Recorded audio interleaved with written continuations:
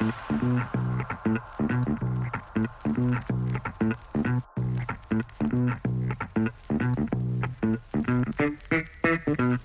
welcome to the Wired and Rewired podcast all about the hit HBO series, The Wire. I'm Chris, and this is my 1,000th time watching The Wire. And this is Ellie. It's my first. If you're new to the force or a longtime veteran, we think you'll find something here to enjoy. Today we are covering Season 4, Episode 8, Corner Boys, and as always, we begin by popping a recap. To monitor the pulse on the street, Carcetti makes the rounds with members of the force. With Marimo on his case, Herc resorts to strong-arm tactics to retrieve his pinched camera, but Marlo isn't impressed. While Proposition Joe shows off his vocal range, Chris shows Snoop how to expose and dispose of New York infiltrators. At school, Prez struggles to fit a test practice mandate into his curriculum, and Colvin figures out a way to involve Namond and other corner boys in problem solving. Not buying into Old-Face Andre's account of a homicide, Bunk tries to convert Holly and Crutchfield to his way of thinking. A newly sober McNulty attends an Irish cop's wake with a not-so-sober drunk Bunk. Daniels gains the mayor's confidence. Yes, that too.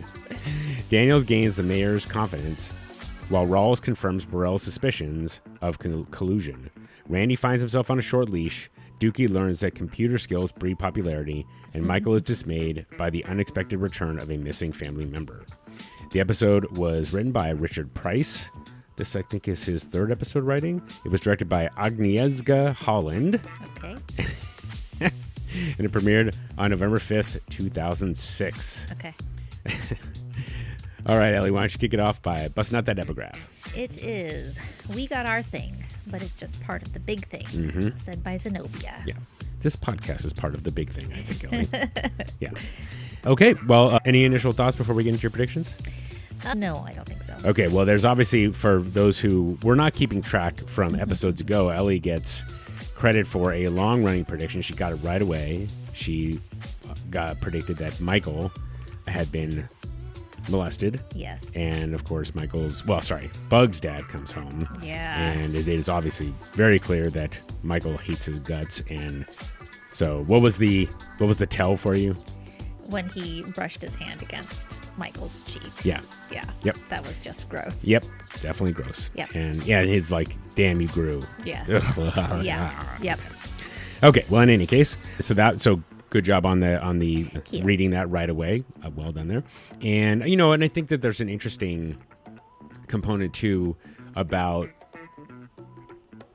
Dennis and how Michael has kept Dennis at arm's length, not just in that one scenario, but like, when he wants to offers to train him and things like that. Not just, the physical contact, but the training and any alone time. Right. The ride home. Yep. Exactly. So you're kind of, because you're like, well, there's no dad at home and for Michael. And so you would think that he would reach out to a grown adult. And then of course you have this scenario where you're like, nope, I cannot trust anybody. So anyway. Okay, but let's get into the predictions from last episode. Okay. So no Omar this episode. No Omar. But we know he went to a more secure place anyway, so that's why there's nothing. And so you were correct that Bunk has nothing to work with. But I guess I probably have to say Bunk kind of figures out that it wasn't. He doesn't know who did it, but he knows it wasn't Omar. Yeah, exactly. So, yeah. Yep. So got to give you a swing and a miss on that one. Yeah. Herc and Marlo. How will Herc go after Marlo? Let's see. We'll try and find and follow Marlo. Got that right. Marlo will find out that Herc has the camera, and Marlo will begin planning retribution. So no retribution, but you got the other parts right. So I'm giving you credit for that one. Namond, business will be not so good. We'll feel like he has to do something against Sherrod. So no, didn't do nothing about that. But the reckless thing, no, not quite in the. I don't think so. But you got the business correct. So I'll give you credit for that. We will not see Sherrod again. So no Sherrod in this episode. Lex's murder. Will the location come out? Well, you said eventually a body will be found in one of the houses, but nothing this episode. Yeah. So we'll see. And then finally, you said that Carcetti, the national search will not turn up anything. I'm going to give you credit for that one because he's obviously reaching down for Daniels to try to bring him up the chain because he's not going to get anything otherwise. So, yep. So it's overall pretty good, pretty good stuff there. Bad. So, okay. There's actually not a lot of like additional supplemental information. There's a couple of interesting bits that I will add in from Alan Sepinwall. I know from my own research, but otherwise we can get going. Okay, well, I have a few threads for us. We have Uncharted Territory, where we follow the kids at school. Okay. Oh, right. Nice. Yes, on account of Andre dealing with the homicide. Castaway Camera. Search for the camera Nice. with major crimes. Dropping New Yorkers for the Stanfield crew. Okay. And Carcetti probes the Popo. Okay. All right, so let's get started here with the school, Uncharted Territory. Prez is starting one of his classes that day with some basic division problems. He's got a problem on the board about Rashad trying to split up the good apples with his friends. And there's kind of a back and forth with the camera between what Prez is doing on the board and going to the different students. A few are paying attention and trying to figure out the problem. Many are not paying attention or are talking to each other, half listening. Randy himself is distracted by Colvin, who's behind him and tells a cute but bad joke, left, right, pow. So Prez calls on Colvin, who guesses the right answer. And he explains he only knew it through the dinking method. Yep. So what happened is that Prez had accidentally indicated the answer on the board because he had multiple chalk marks next to it. Yeah. It was pretty cute when Calvin goes up there and shows him how he figured it out. Yep. Yeah. I got my rights. So a boy said, oh yeah, with his left to go to right. He was like, pow. Calvin, you done already? Uh-huh. Yeah? B5. How'd you work that out so fast? Easy. B5 got the dinks. What? If you want, I could show you.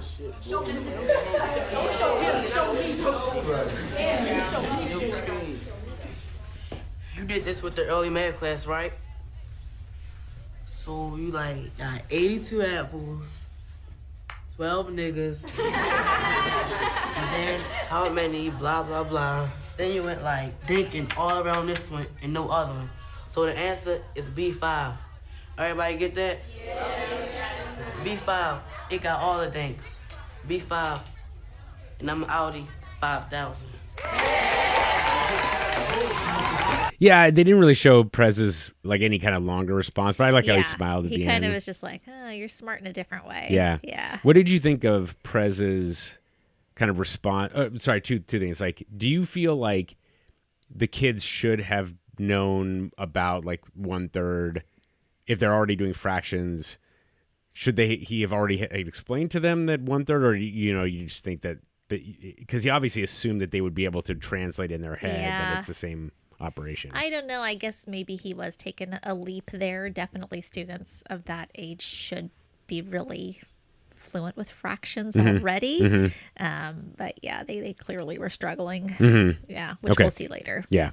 And then I thought his response to I don't know, I just felt like he was very calm and patient with their response, though. So otherwise, I felt like he was supporting him the right way. So that was my read on it. Yep. Okay. I agree with that. Okay. Yeah, it's a great little vignette, though. Otherwise, so yes. Okay. Okay. Well, we are next in the special class with Colvin and Parenti and what's that teacher's name? Wait, hang on. What was her name? Shoot. Miss Duquette. Miss Duquette. And the corner kids, they are acting quiet. They have realized that there's no point in acting out. They will not be suspended. They're stuck in that classroom. She says the word out there, though, is that you're the winners because you've gotten out of the regular class, the kingpins. They say, oh, we're not the kingpins yet. And she asks them how they see themselves. Namond says they're all players in the game. Albert says he's going to be a kingpin in just a couple of years.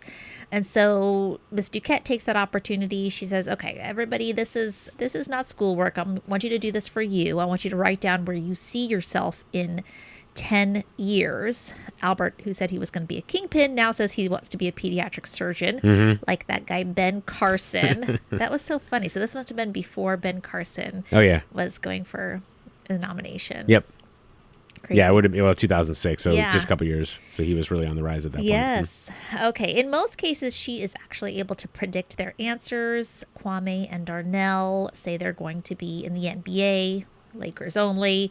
Namond and Markeith both say that they will probably be dead. Yeah. And say it with a sense of humor. Yeah. Yeah. Yeah, I mean, I I like the, this is about y'all. Like it's so interesting to think about that phrase and how it seems like just getting them to talk about themselves as opposed to the teachers just kind of talking at the kids and saying, here's the lesson. It's pretty interesting. And then they get to like explain, their own perspective, which is really fascinating to think about. So yes. Yeah. They're feeling listened to. Yes, exactly. And then I just mentioned that College Park is where Miss Duquette goes to school. And apparently that's College Park is University of Maryland, but I think it's a branch of the University of Maryland system, not the one, because I actually can't remember where the main University of Maryland campus is located. Okay. So anyway, just thought that's where she's going to school. And yeah, the Ben Carson line is pretty funny. It is. So just, I haven't heard that name for a while. Right. And then, and it's so fascinating too, because he's obviously smart. Yeah. He's obviously talented. And yet when he gets in front of the camera as a politician, you're like, dude, are you dumb stuff? Did you stay up all night? It's weird. Anyway, so in any case, I just, you kind of wish that he had not gone into politics because it really sullied his name. But nevertheless, anyway, so we can move on. Okay. Let me see here. Let's see. After school. Oh, sorry. No, let me back up. Colvin leans over to Parenti, says that, Miss Duquette's young, but she's really good. Yeah, this is where we find out that she is a sociology PhD candidate. Later on in class, Namond is reading a magazine on his lap. She points it out. She tells him to put away. He says he not only does he say, first he says he doesn't have one. Then it's not his. Right. Then it was just lying there. Yeah, and he says it just like he absolutely believes it. Yeah. And Colvin recognizes this instantly as the same as street excuses, right? And he tells the kids that he thinks that they are basically using school as practice for the corner. Sure. Even if they don't realize they're doing it, this is all practice for what they would do out there. Right. And he asks them what makes a good corner boy, and they all very quickly and enthusiastically jump in with their ideas. Let me ask, and I want everybody to write this down. Where do you see yourself in 10 years? Come on, pencil and paper. This isn't schoolwork. This is about y'all. She's young, but she's good. Yeah, doctoral candidate from the psych department at College Park. Thesis work is on social alienation among adolescents. All right, show of hands. How many wrote MBA?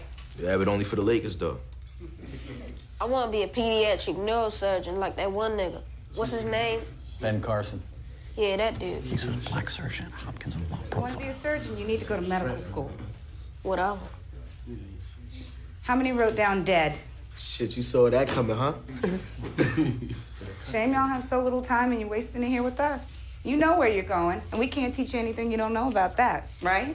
That's what we've been saying. Namond, put away the magazine. I ain't reading no magazine. Namond. What? It ain't even mine. It was laying here when I came in. Y'all little pisses. We're giving them a fine education. It ain't even mine. It was just laying here when I came in. This right here, the whole damn school. The way they carry themselves, it's training for the street. Building's the system, we the cops. Yeah, you are for sure. Y'all come in here every day and practice getting over. Try running all different kind of games. It's practice for the corner, right? Ain't no real cops, ain't no real danger. But y'all are getting something out of this. Bet you didn't even know that. Still rather be out there. Can I... Corner boys, huh? Okay, let me ask y'all something. You help us hone in on this and maybe we do a little better job with you in here. What makes a good corner boy? Keep your eyes open. Keep the count straight. Don't trust nobody. Nah, you gotta have one boy watching this. You don't got no respect for me. You ain't got no Respect, you ain't got no money. You ain't got no money. If you stupid in the hood, you get You ain't got no killed. power. You ain't got nothing. Yeah, I feel like it's a really good scene, It is. And I'll mention here that back all the way to Prez's class and to this class, there's a lot of close-ups, a lot of handhelds. It's a very interesting directorial choice. I don't really know that much about it, but I thought that was interesting. Like even when Colvin was walking through, it's handheld as well, so it's a little more jittery, that kind of thing. And so it's interesting, and I feel like it adds an interesting dynamic to the conversation too. So, but in any case, it was really fascinating to think about as soon as you ask them these rules that they know by heart, and they just all start rattling them off all at once. It's pretty interesting. And so, and they're all slightly different. Yeah, exactly. Yeah. And so I don't know. I'm just like I'm interested to know more of your perspective on that. Did you feel like it was, what's the word? Like there was obviously some tension starting off because it seemed like, they were continuing to resist, and then you see this like kind of outpouring of interaction. Yeah. I don't know, like as a teacher or something, did that resonate with you at all, or just as watching the show, did you feel like a little bit more engaged with what was happening here? A little bit. I mean, I don't think that I've ever brought up anything that could, or I don't know, not content, but something where they are like there's so many perspectives in the beginning. Oh, and interesting. Such, I think, just a inability or. I usually am working with kids who already have some skills in being able to listen to each other and taking turns in the classroom. And so it's not such a long path to get there. Yeah. Although this obviously wasn't a long path. They were there by the end of the day. Right. Okay. Fair enough then. Okay. All right. Well, after school, Randy walks home with Michael and Bug. And Michael is quizzing Randy about how he got back into school after his suspension. Or was there something else that he had to do, something he had to say? Randy says nothing about helping out the cops. He just says, oh, yeah, it was just the thing with Tiff. Michael tells him, don't mess around with the cops, don't say anything, and then they can't do anything. And Randy says, well, it doesn't matter. Miss Anna has me on a really tight leash now. Can't go out anywhere without, letting her know where I'm going to be. And Michael says that he is lucky to have that leash. Mm-hmm. Look, I'm just saying, you weren't suspended that long. Is it because Tiff dropped it? Or because you had to do something for Miss Donnelly? Do something. I don't know, like promise or something.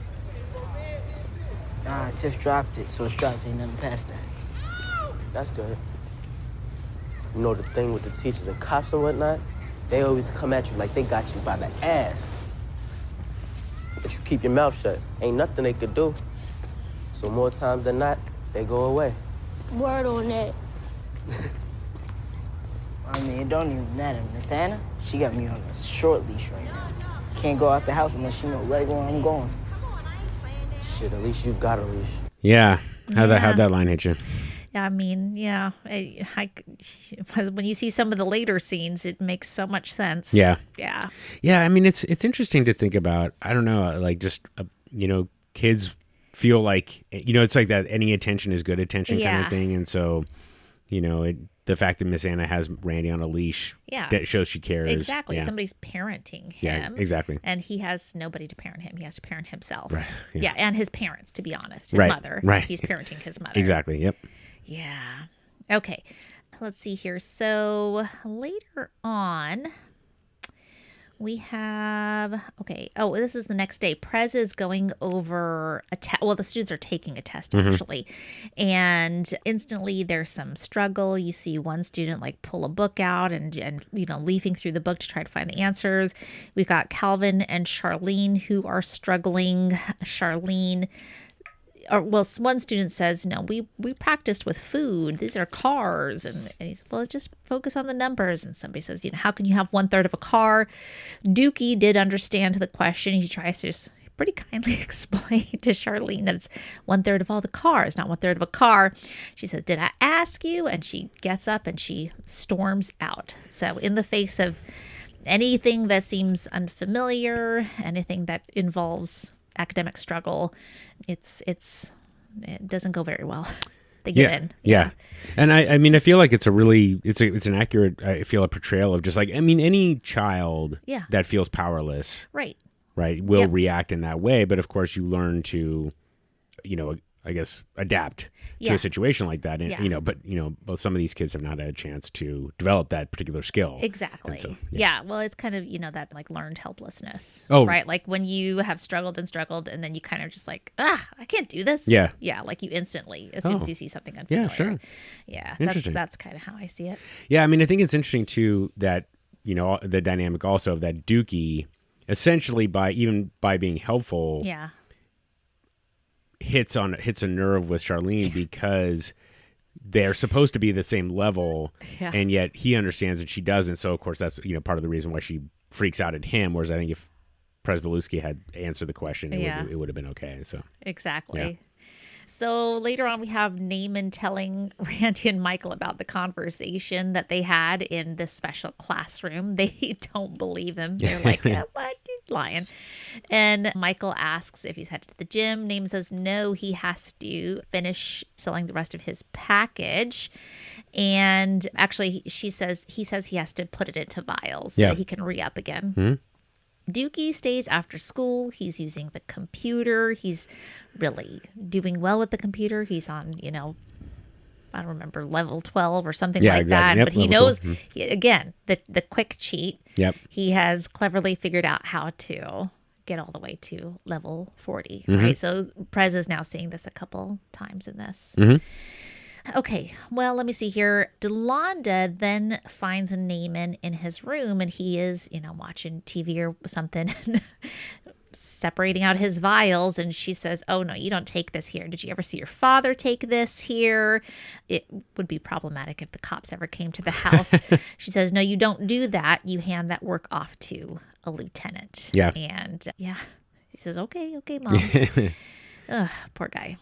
Yeah, I mean, it's fascinating to think about Delonda's perspectives because she comes in, oh no, you not, Yeah. which is, I mean, it's what an entrance, but so then she schools him on what he's supposed to do, and then she's like, well, I still have to tell Weebay. You're like, what the hell? Uh-huh. Like, I know. give him a chance Give to him like a chance. learn and Exactly. to demonstrate that he understood what you said, but instead it's like, now I'm not only that, but I'm gonna make sure that Weebay knows about this, so you got to hear about know. from him too. It's like, ugh.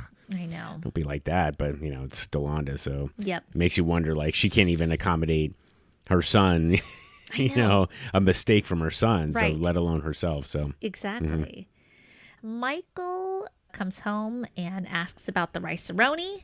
Oh, she gave it to some boy on the street. He has some good questions for her, probing questions. He knows right off the bat what she did with it. Yep. She sold the groceries for drug money.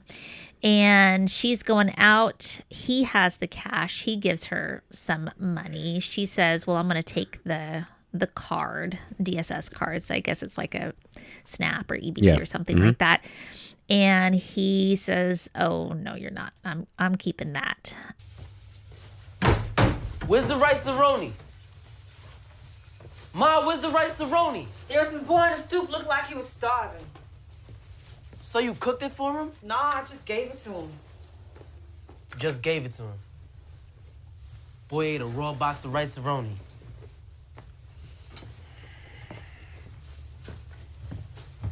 How much did you sell the groceries for? Don't look at me like that. I gotta go out.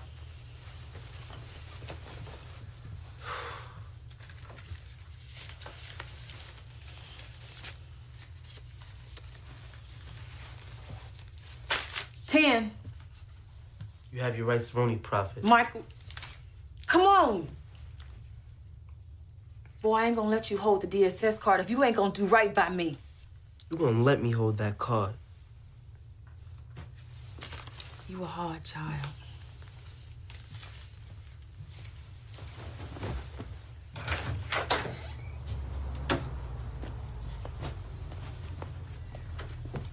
Next time, don't go selling the food out of our mouths. When Michael gets back from the gym later, Bug is there and he says, my daddy is home. Oh my gosh. Mm-hmm.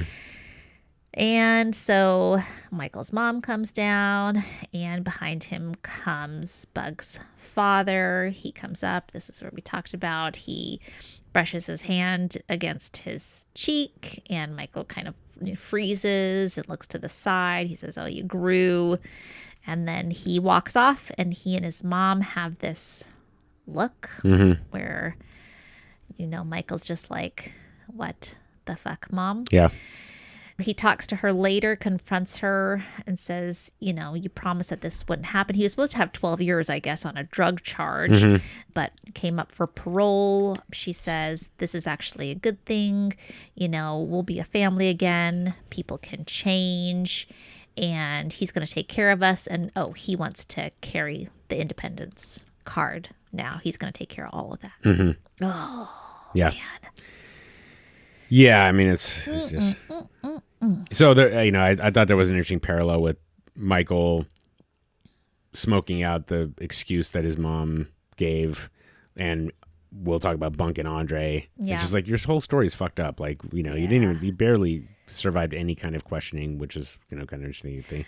I feel like at this point we should mention that the actor that plays Michael's mom, her name is Shamika Cotton. Okay. And if you go to IMDb and you look at her picture, you're like, she is breathtaking. Really? And so you just got to give her credit. Like, she, I feel like her portrayal feels very authentic, and it's just like, wow, that is a performance. So, really feel, and she's been in, looks like quite a few things herself. But anyway, it's just one of those things. When I looked her up, I was like, oh my gosh. So really? Anyway, okay. So give her credit for that. But, and also, like, it's a really fascinating portrayal of the two characters, right? You essentially have a woman who's got a drug addiction, or either drug or alcohol addiction, and a kid who's essentially trying to keep his little brother, safe, and so he, as you said, he's got to parent his mom as well, and then, and now you have this new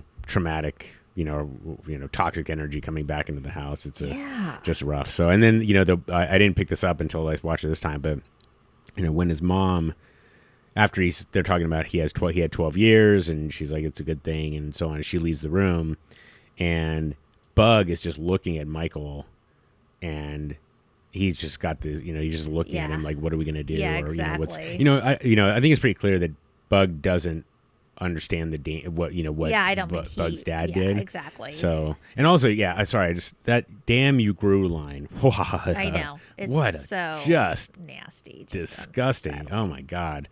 So, if he had brushed his cheek, that would have been one thing. But the fact that he said that, it's just like, Jesus Christ. Exactly. Dude. So anyway, so then, but that's, and it's just just one more thing is that it was more handheld stuff. The space in the house is just so tight. It's just like, it just gives you a little bit of like, claustrophobia. So it's a really like powerful scene, I think. So. It is. Mm-hmm. All right. Well, we're on to the next day at school. Namond is excited to come back and talk more about, being a corner boy. And I didn't really mention, they have a really great conversation in the previous class about if somebody shorts you, what you would do. And a lot of them, like, very quickly and kind of gleefully go to you beat them up. Yeah. Right. Mm-hmm. But one, I think it maybe was Markeith. No, Darnell. Darnell talks about, like, he says, something pretty perceptive and smart, you kind of are going to take it out of his own earnings. And so it's a good conversation. So they're on the heels of this. They're really excited to talk again. They're talking about the hypocrisy of the system, right? Namond points out that they are like hypocrites, that there's all these other things that are so harmful, like alcohol and cigarettes, and even Miss Duquette uses cigarettes to try to get off of them, right? Enron, they bring up, like, there's all this, bad behavior out there, all this breaking of rules, but us, we kids, we, out there on the corners, we get the brunt of it. Yeah. Right? We get it the hardest. Yeah. And no, it's you're 100, and it's 100%. It's right. Yeah, like they even tell Colvin, like, you got to build a career out of what we do. Sure. Right. Yeah. Yeah. But you think about the impact that Enron had on, I don't even know how many people. Yes. Right. And it's like, probably more than, I don't know. I guess I shouldn't say it quite so flippantly, but it had an impact on a lot of people so that a few people could get rich. Right. And that's a huge impact. And as you said, like, alcoholism is a big problem, and that's just a legal drug, right? Yep. It's, what's the difference between that and heroin and pot? It's kind of, essentially cosmetic. It's an addictive chemical. Sure. People develop dependencies. Yep. And yet one is legal because it was legal 100 years ago, and one is not because they decided arbitrarily, essentially, to make marijuana and heroin illegal and so it's a interesting, and of course what cigarettes gets to as be well. a controlled substance and what doesn't. Yep. So. Yeah, and this is where we get the epigraph too from Zenobia. We got our thing, but it's just part of the bigger thing or the big thing. Yeah, I mean, I was trying to figure out if that had I guess like there are some little elements here and there about it's part of a bigger thing, but but I think her point is it's really fascinating to think about it. It's like, it's all about, feeding people's addictions and, essentially making money off of those things. And, it's not just drugs that do that. It's like, it's all over the place. Exactly. Yeah. Okay, well, Prez is in the faculty lounge and he's talking to the other teachers about how poorly the kids did on the test, how emotional and upset and freaked out they got about it. And, they say, well, now if it makes you feel any better, there's low scores in my room too. My kids are struggling as well. I don't know how that's supposed to make him feel better. Yeah. But they also tell him, you have to stick with the curriculum because if they don't take the state test, then the state will take over the school and we don't want that. He's like, well, maybe we do want that. And basically what he's trying to say is like, I can't work on the stuff for the state test because they can barely do the basics here. They don't have the foundational math necessary to do what's on the test. So Grace Sampson has, the reasonable advice. She says, you got to split the time. Yeah. You've got to teach the test a little bit. You're going to put a question about the curriculum up on the board in case Donnelly comes in. And the rest of the time, you teach them the way that you know that they need to be taught. Yep. And then the one teacher who before told him he needed soft eyes is the one that tells him, this is, you can worry about that the second year. The first year is all about survival. Right. So how true to life did that ring for you? So true to life. So true. First year survival. And did you have any interesting conversation? I'm sure. Well, sorry. Probably yes. But teachers' lounge conversations. Did this resonate at all? Did you have like these kinds of discussions? For sure. Okay. For sure. I mean, the talk about teaching to the test is a perpetual one. I was lucky that, most of my years were at an independent school where I didn't have to do a state test, but I did teach in, a time that we did have to think about the test and make sure we allotted enough time to preparing for the test and to having students that made no sense whatsoever for. For sure. Yeah. Yeah. Okay. And then, I think that I'll mention here that, Raul says later, he who comes up with numbers abides in them. Yeah. And they know the same thing here. It's, No true. Child Left Behind was all about numbers and had nothing to do with actually teaching and whether 100%. Kids are. 100%. So it's all part of a big thing, I guess. It is. It is. Oh, the parallels. Yep. Scary. Yep. Okay, well, let me see here. At lunchtime, it's so cute. Press is kind of looking over at Dookie, who's on the computer, and he's got some girls behind him, and he's showing them how to look at jewelry online. It's so cute, the earrings that they like, and it's very adorable. I love it. A little win for Dookie. Yep. He also then sees Michael just slumped over his desk. He looks like he's miserable.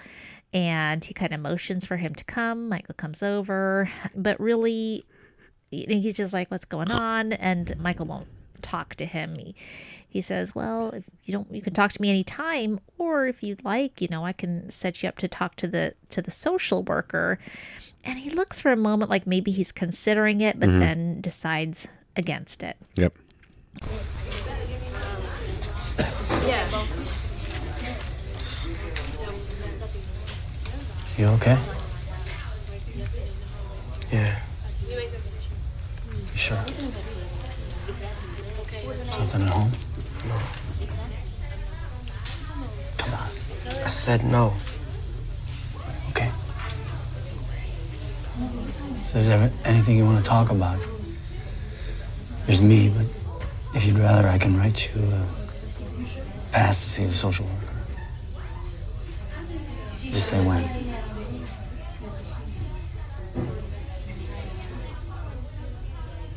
Michael, do you want to see the social worker? No.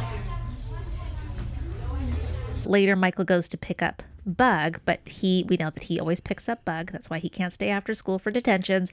He goes, but Bug's teacher says that Bug has already been picked up. Yep. A man that said he was his father took him, and that boy said that was his father. Michael instantly starts dashing home, and when he goes in, he sees Bug and his father are doing homework. He says, Bug, come over here, and holds him protectively in front of him, and then Bug's father stands up and leaves. And they were just doing homework, as far as we could tell. But Michael wants his little brother to have no part of that. Yep. Yeah, rough. Yeah, it is. It is. I guess I'm going without a net here, but I listened to this episode of Ear Hustle, which is a show about prisoners in jail in San Quentin in particular. And there was an episode, it's hard to listen to, about sexual molestation. Okay. And what I'll say, I think we should link to it. It's very difficult to listen to. Okay. It does talk about kind of how a predator starts from kind of an innocuous place and moves. Yeah. And I think Michael is just knows that this is the, I'm he's sure just helping him with his homework now, but this same way it started with him. Yeah. So it's a difficult thing. And, obviously, you're relieved to see that Michael is back on, essentially hovering over Bug now. So, and I think that, you have some level of, what's the word? I'm not sure what the word is I'm thinking of, but like just the dad just looks over and realizes that, this is gonna be a problem, there's no. Yeah, well, he's now not gonna Michael's get nearly as big as him. Yeah, he knows exactly. how to box too. Exactly. So then just a last little note on a slightly different slant, I guess, not exactly uplifting or anything, but Alan Sepinwall mentioned that when Michael goes to pick up Bug from the rec center, he talks to a Miss Ella. That's an homage to one of the most memorable figures from the corner, Ella Thompson, who responded to the murder of her 12-year-old daughter by taking over a neighborhood rec center and turning it into a safe haven for the stoop kids. So, according to Simon, the real Ella died of a massive stroke while driving a car full of donated computer equipment to a rec center. So, oh my gosh. Just, but so as a little tribute to her, he wrote a Miss Ella cameo into the script and cast Denise Nisi Preddy, who was one of the girls at the rec center when he and Ed Burns showed up in the neighborhood in 1993. So just 13 years later, David Simon is still looking out for, for people that had, I love that. Just a little homage. Yeah. So David Simon, a good guy. That's great. Okay, that's all I got. Okay, well, Parenti, Colvin, and Duquette are talking about how the kids are doing. The corner kids are doing a really great job. They are partaking in the conversation and engaged. Ones with deeper problems are not participating. Some of them may have like oppositional defiant disorder or psychosis or whatever. And they kind of talk about, what now? And they say, well, let's kind of maybe see how this rides out. This is where the Uncharted Territory part comes in. Parenti does wonder, like, can they ever get them interested in anything outside of that? Yeah. So, yeah, it's kind of interesting to hear those things because it's like oppositional defiant disorder is a kind of curious one where some people think that, I think there are some professionals that don't think that is, or maybe it's a combination of a few factors. And it's interesting to me because I saw this diagnoses in, upper end kids who were very bright. And in that case, there was factors in the parents where it's like a lot of allowances and you're not holding kids to account.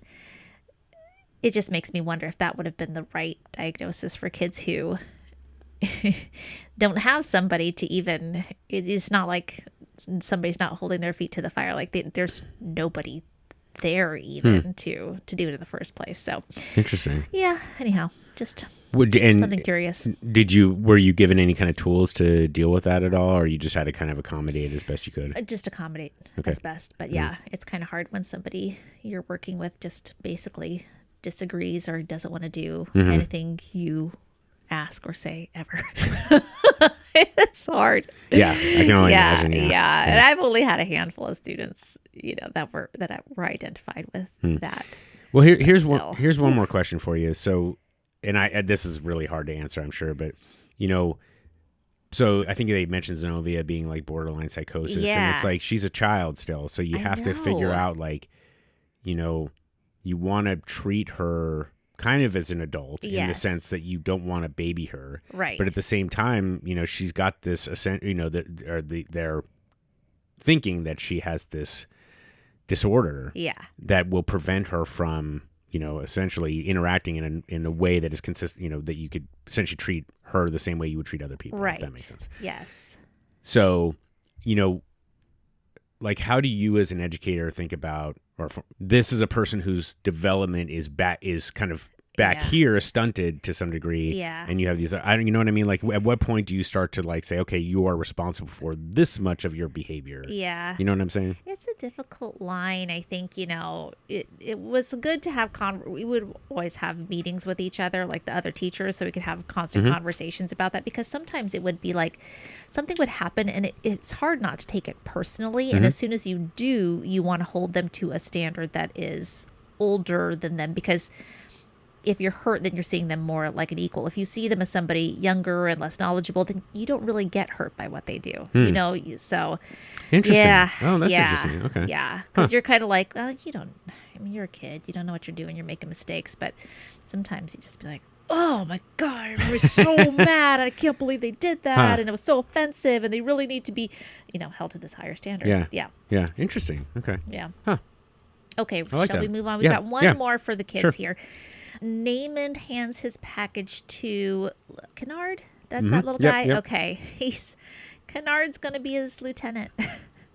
And he, you know, tells him, don't be shaking the vials. You be really careful. You better not short me. And tells him too, like, well, you know, you're under 13, so nobody can do anything to you except for me and the guy who actually owns this package, Marlo. Yeah. So he lies about that. And Kennard's like, I'm not going to do anything. I'm going to be good. He gets $10 extra for his work. All right, see, here's the thing. Once you got it, it's on you. Anything happen, I'm going to have to fuck you up. Yeah, but that's nothing. Because the guy trusted me on this Marlo, he'll kill you and your whole family. So don't go shaking the bottles, because Marlo weighs that shit every time. I ain't shaking shit. See that you don't, because if you do fuck over there, I'ma know. All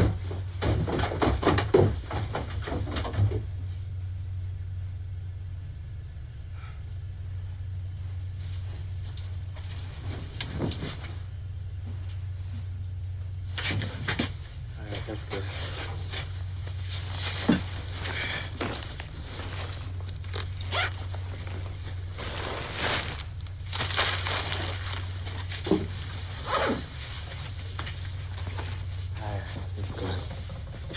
See, you under 13 and shit, so you safe from everybody, but me and Marlo.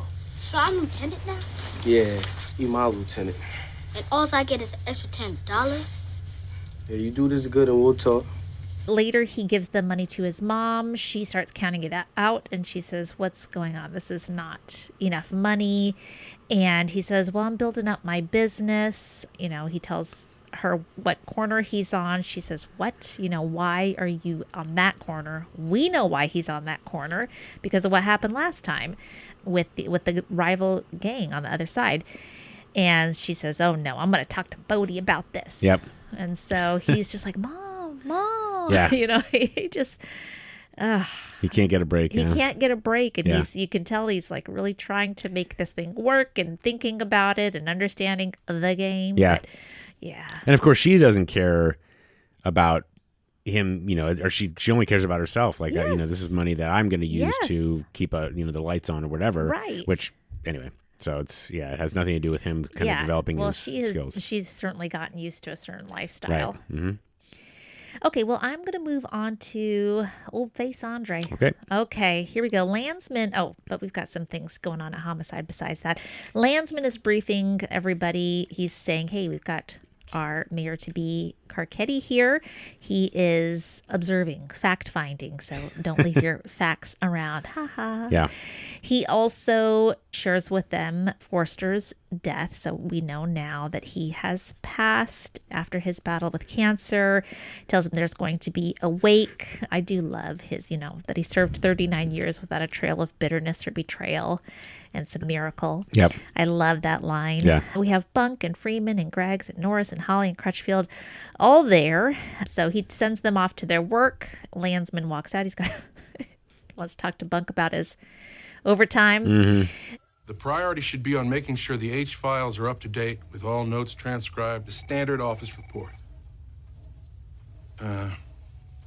On our day shift today, you may encounter Councilman and Democratic mayoral nominee Thomas Carcetti, who's been fact-finding within the department.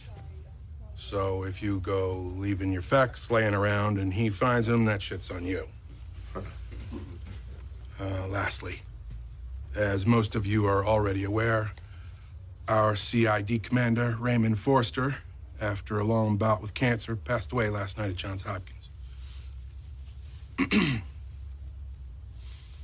Better eulogies are coming, so let me just say that the man served 39 years, attaining the rank of colonel without leaving a trail of bitterness or betrayal.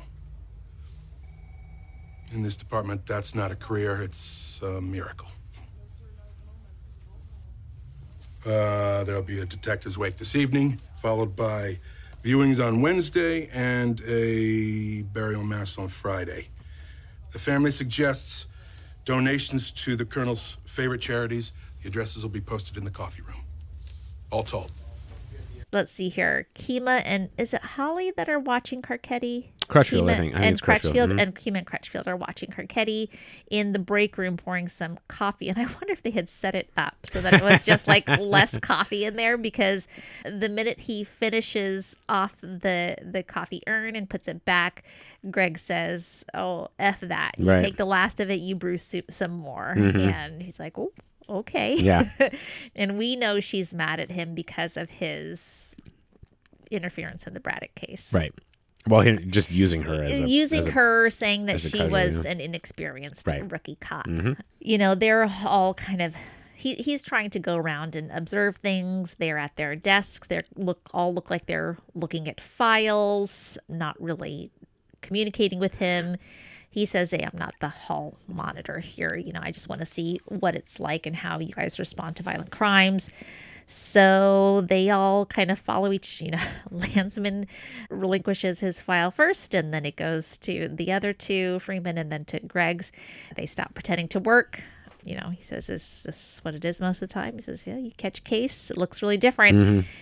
Gotta love, Landsman pulls a nudie magazine out of a desk. Not even his desk. Not even his office. And he seems to grab a magazine. Okay, so the desk was empty. And so I assume that's where he just stashed it. Yeah, stashing them everywhere. Funny, yeah. It wasn't Club Magazine this time. I couldn't actually make out the.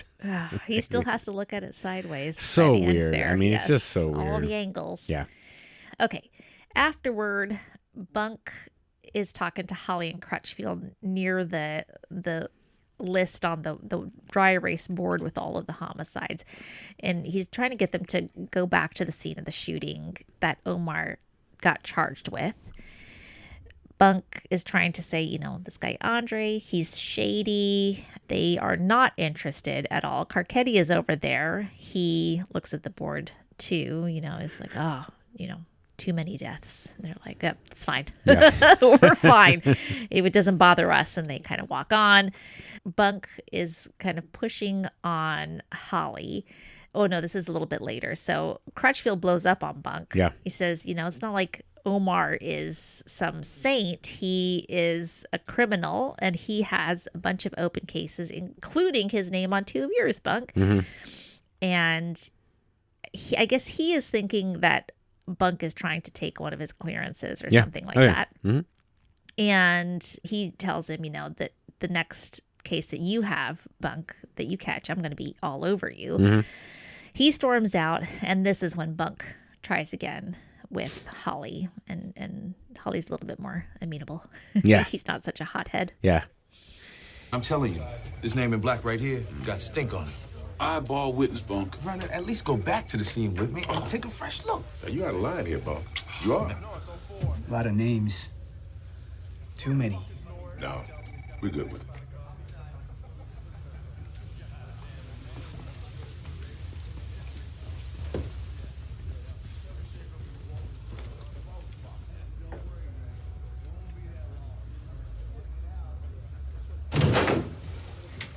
Listen, you backseat driving motherfucker.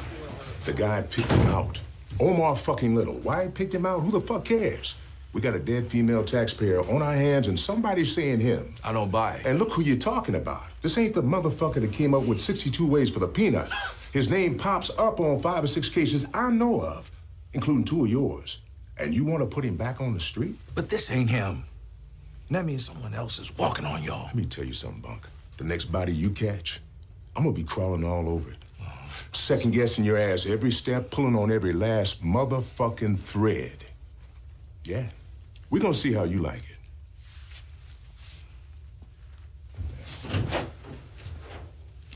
Hey, Vernon. Just go back on it with me. What? Shit doesn't play out any differently.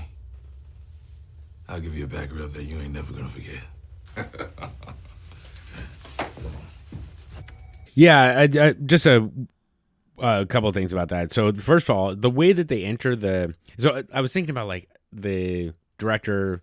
I was kind of like her handheld stuff for close-ups. I wasn't quite sure I liked how her style, but this scene in particular I think is really good because it comes in, it starts behind Crutchfield, I think facing Crutchfield, then it kind of pans around, and now it's over Crutchfield's shoulder looking at Bunk. It just really makes the scene, I think, adds a lot more attention to the scene, which I think is really good. And then, of course, like the comment 62 ways from a peanut is a reference to George Washington Carver. Oh, yeah. And, and the peanut reference. So I like that too. So, and then, Bunk, what a charmer. I'll give you a back rub. You Oh, yeah, forget. that's right. Yes, I love that. Yeah. So funny. Yep. So, but it's a really like good setup for what happens for the rest of the episode. Yeah. Yeah. Okay. So let's see here. Oh, they're at Forster's Wake.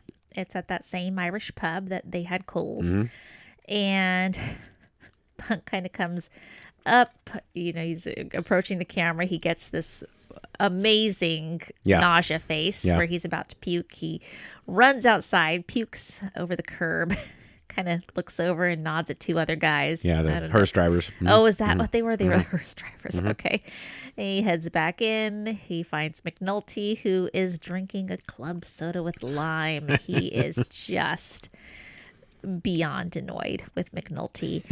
But McNulty has a drink ready for him to wash that taste out of his mouth. Yeah. And also we see Daniels and Perlman there. And Eileen Nathan is there too. Yep. So, and they sing the same song that they sung at Ray Cole's. Correct. The whatever it is. To be an American. Body of an American by yes, the Pogues. Mm-hmm. Yes. Yep. Okay. Shall I continue? Yeah. Okay. Next day, Holly has agreed to go with Bunk to Andre's store. And they go in there. Andre has the same story that he left his booth, which is surrounded by bulletproof glass because someone threatened him with a 9mm. Not him. Oh, sorry. Somebody threatened the delivery Right. woman Mm-hmm. and she was shot and he was going to go and help her. And while he's talking, we get a look at what Bunk is looking at. And he is noticing, even when you come in, you see there's like 1 package of paper towels. Yeah. And you see all of these shelves that are empty. And you see, just like hardly any goods in there, or like 1 of each item instead of multiples of each item. You've got the cameras. There's that back. So Akima noticed that steel back door too, right? Yeah. So there was that. And then he also notices a big bullet hole, which was from the robbery that Omar actually did commit. And he asks about it, and Andre says, oh, some guy came in here. He had a mask. You didn't report it? It got away from me. And so they don't believe that. Bunk tells Holly as soon as they get out of there that the whole story's garbage. He would not have survived as a live witness. Omar would have killed both of them. And he wouldn't go from a weapon that would that would shoot through that glass to a 9mm. There's no reason he would come back to that location with a smaller gun or smaller caliber weapon. And also, look at the place. It looks like a drug depot. I mean, they did have that Mylanta. Mylanta. I don't know. That thing could have been like 12 years expired. And he says that he thinks Andre's lying to get back at Omar for getting his stash. That's not the case, but yeah. Andre, how you doing? It's a friend of mine, Detective Moreland. Hey. You doing okay there or what? So listen, for my friend here, tell me one more time how the thing went down, will you? The boy came in. Omar? Omar. He puts his 9 on her, says to me, whatever you got. Mm-hmm. A 9, huh? Where were you? Where you see me at. Mm-hmm. 9 wouldn't go through this. Why'd you come out? Because he said to. Trying to save her life. Right. I'm saying. This is like Bank of England glass. Fort Knox glass. And who put that up there? Guy must have had an elephant gun. Some shit. I don't know. The boy had a mask on. A mask, huh? Like Zorro, huh? When did that happen? A few weeks back. Put in a report? He got away from me. Mm-hmm. Andre, we could need you to come down to the office, straighten out a couple of things. I'm running a business here. I ain't going nowhere.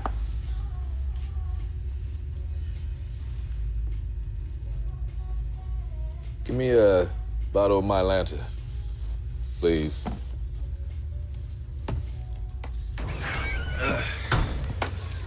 This whole story is fucked, and here's why. First, it don't make any sense. The shooter took out the woman and left him breathing to talk to you. He should be dead, too. Second, that's a drug depot in there.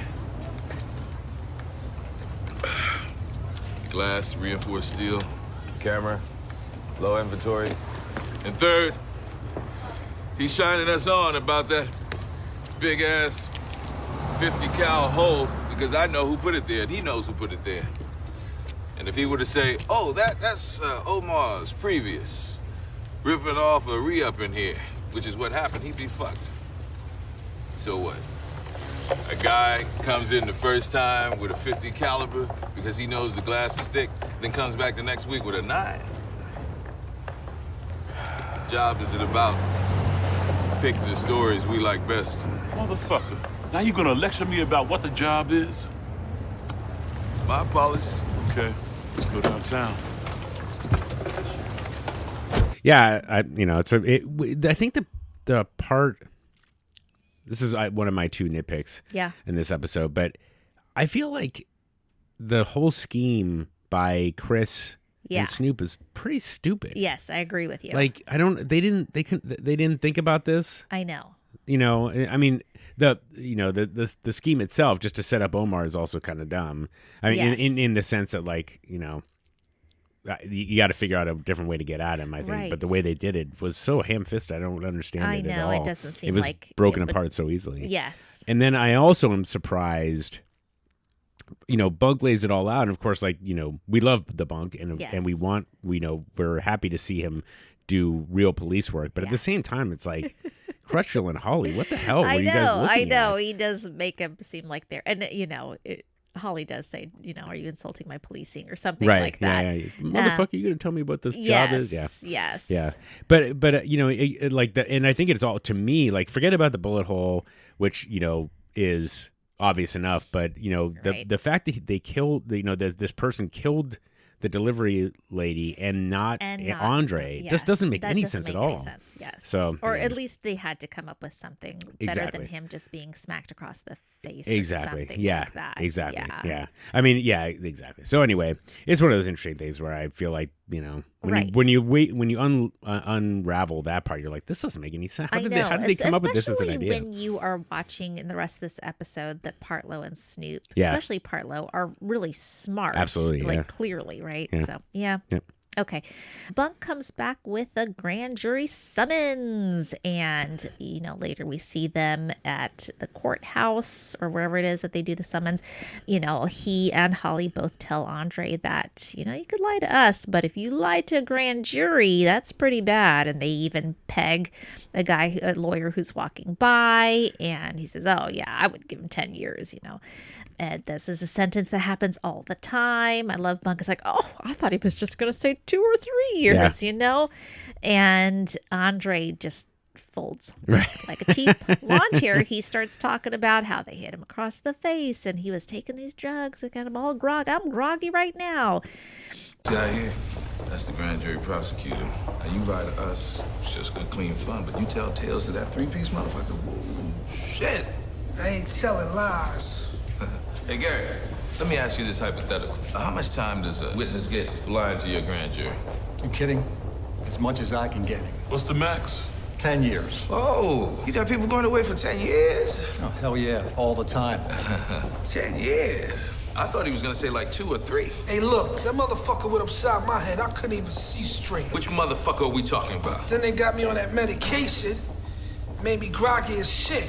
Then this man starts working at me. Was it him? Fuck, I did. I mean, shit. I'm still groggy now. I mean, I got to, is there a washroom around?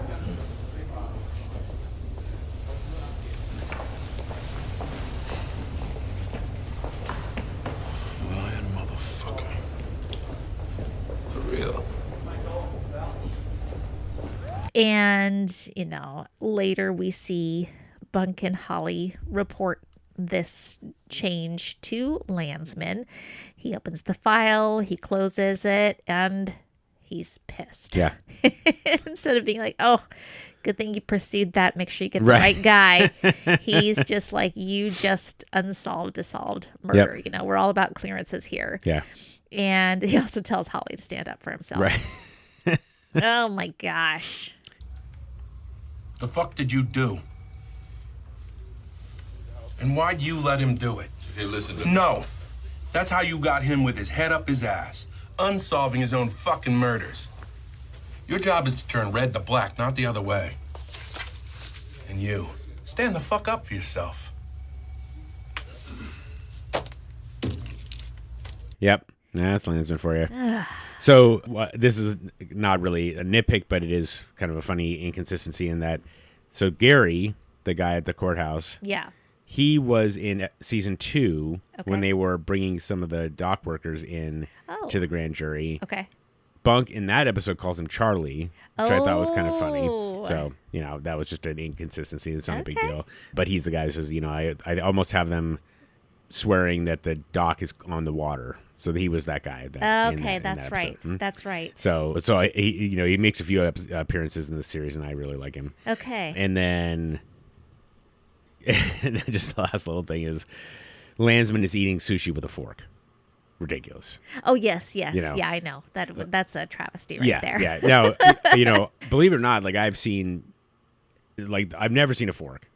You don't have to use chopsticks, but if you're not going to use chopsticks, you just use your hands. Like there's no point in, you know, trying to make it not a finger food. So that's true. Using your hands is actually totally acceptable as far as I understand. So I think you're right. Yeah. Yes. So, well, you've been to Japan. You probably. I think we use chopsticks, but also, you know, we're white people. Yeah. So they're like, they probably are expecting chopsticks. So anyway, we tried to go as authentic as we could. But anyway, I love it. The scene with Landsman is just terrific. Oh, so, for sure. Yeah. All right, so let's get to this Castaway Camera. Did I get to everything in Homicide? Yeah, I think so. Okay. Marimo comes in and he is calling out Herc because the Jamaican woman that Marlo unwittingly pulled into his little con there, she has made a harassment complaint. And Herc says, I don't know. I mean, this is what my CI told me. And I guess it wasn't right. It was on good authority. And Dozerman's there too. Marimo wants to know who this CI, this confidential informant, is. Herc is at first very reluctant. We know why he's reluctant, but he's pretending that he's reluctant because he doesn't want to betray his source. And when pressed, he says the name is Fuzzy Dunlop. Another season 2. Yes, exactly. And Marimo tells him that he may want to talk to this CI at some point. So this is not good for Herc. CI 238. Give me his name. His name? Sir.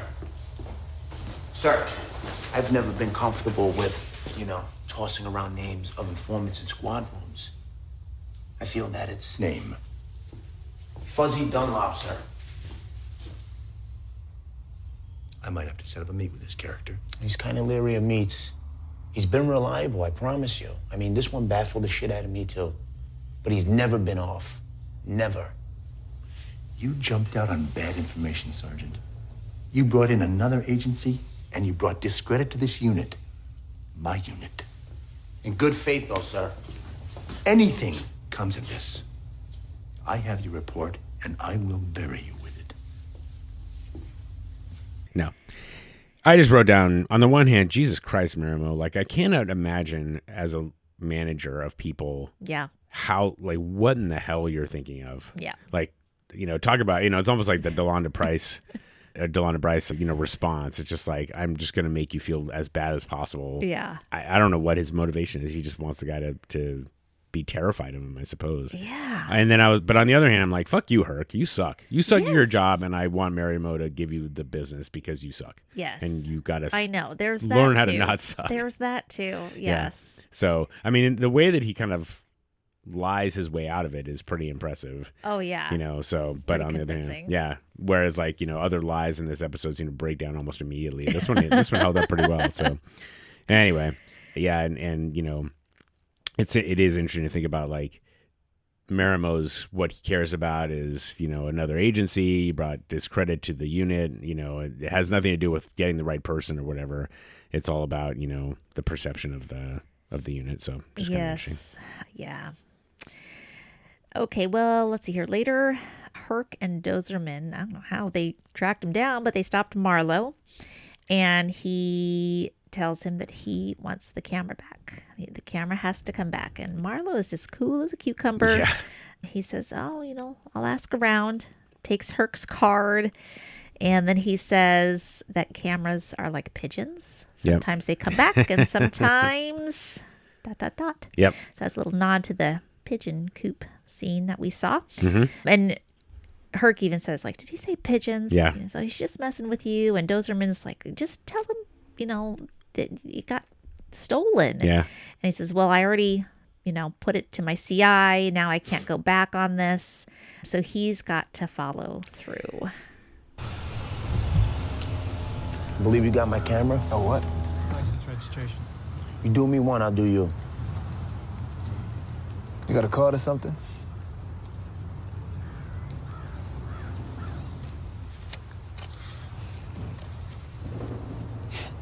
City, huh? Video camera gotta come back. Yeah, well, I'll see what I can find out about it. But you know cameras. Kind of like pigeons in a stone. You know what I'm saying? Sometimes they come back, sometimes. But I keep an eye out on it.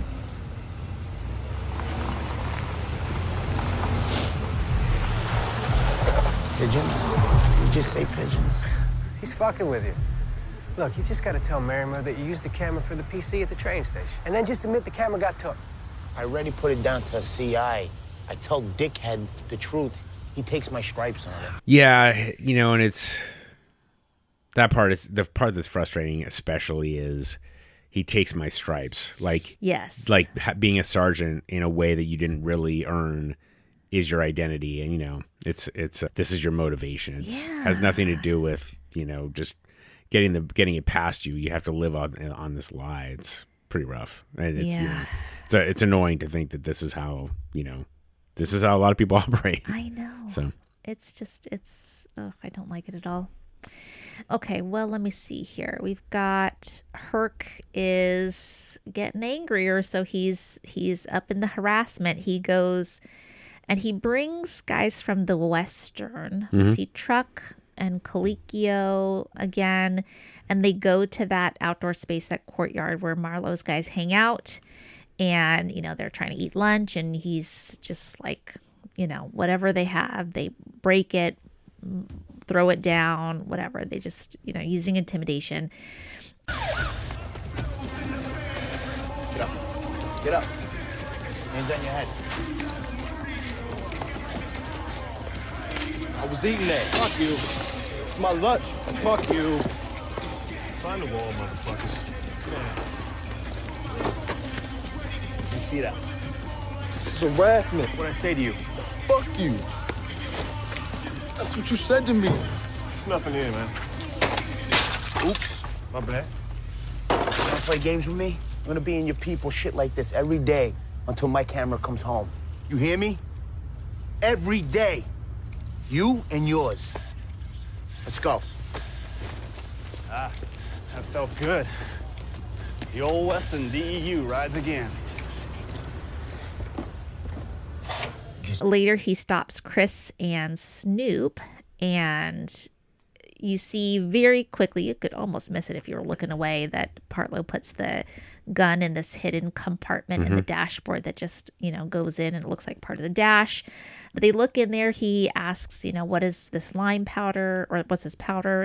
And Partlow says it's lime from my mama's garden. And they also see the nail gun. Chris and Snoop are sitting on the curb with their hands behind their heads and their legs crossed, and Herc is like pointing the nail gun at Snoop. Snoop's like, whoa, that's a nail gun. You know what? She's like, I know what it is. And he, nails it into the pavement right next to him. And he's, again, just using intimidation, says, I want my camera. Yeah.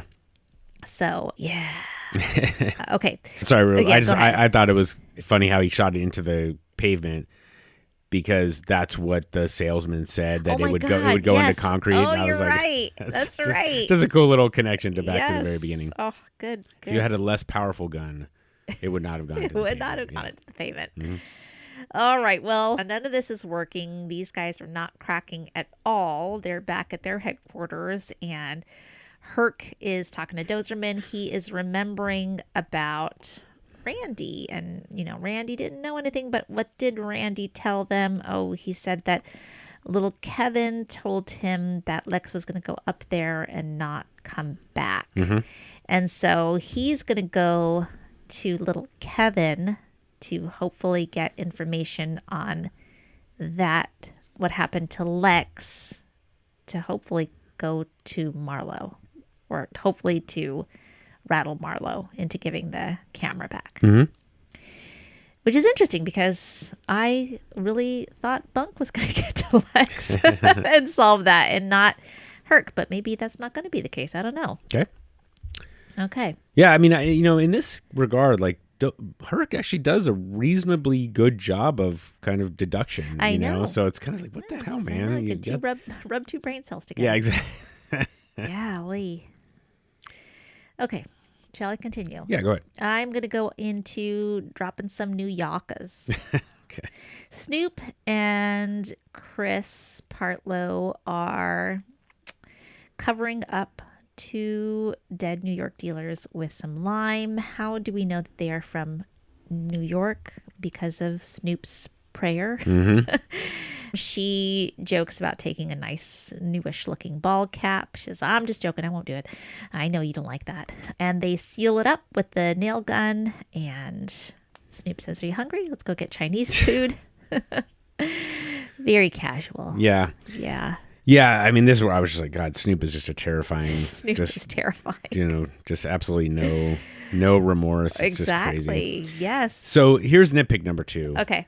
Which is, these are drug dealers. Yeah. Right? So presumably they are, tough. And I mean, this kind of goes back to how Chris and Snoop are able to get the bodies into the, the vagans in the first place. Yeah. I don't understand how like these two guys would not have fought on the corner. Right. Right. It seems like they would have resisted like they would not have willingly walked into the house. You're right. So anyway, Good point. But then I Yeah. go back to like, cause I think They're not. They didn't drag those dead bodies in there. right. Yeah. Right. And if you go back to the very first episode of this season, like that guy or Lex for that matter. Yeah. Right. Like that guy was on the ground and it's like he had to know what was happening. Yes. So like how did you get in, like why did you not fight before then? But Yeah. I don't know. I think there's probably a reasonable answer. I just don't know what it is. Yeah. So you just think you can talk your way out of it probably or something like agree, that. So, though. I don't know. I think you're right about that. That doesn't seem a little preposterous. I guess like maybe the way they thought about it is like maybe they thought they were,